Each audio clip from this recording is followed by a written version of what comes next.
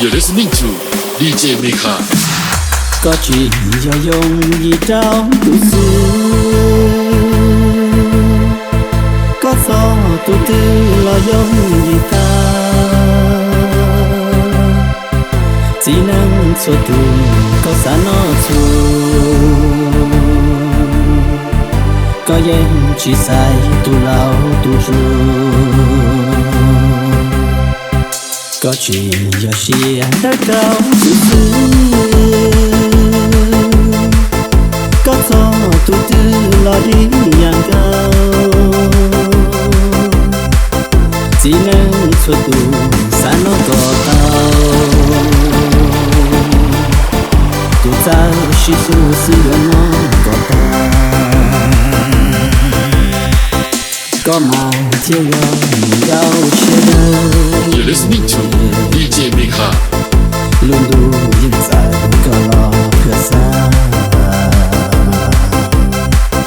cho con là ba chỉ nên việc đi, tu lo tu mê tu lao tu xua, đi ua đi tàu tôi đi lần sau đi tàu, có mà thiên nhau miền cao chia rồi, chú chúa luôn trong cái có mà thiên chỉ lo uốn cha. You're listening to DJ Mekha.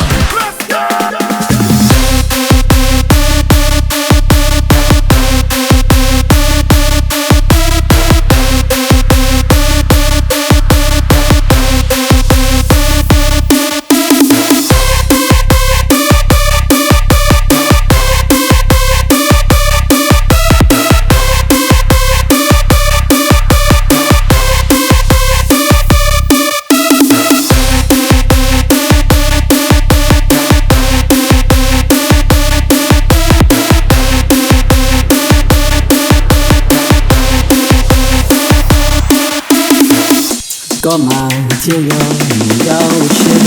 You're listening to DJ Mekha. Luôn đủ yên dài có lo cửa xa, cho con là ba chỉ nên việc đi, tu lo tu mê tu lao tu xua, đi ua đi tàu tôi đi lần sau đi tàu, có mà thiên nhau miền cao chia rồi, chú chúa luôn trong cái có mà thiên chỉ lo uốn cha.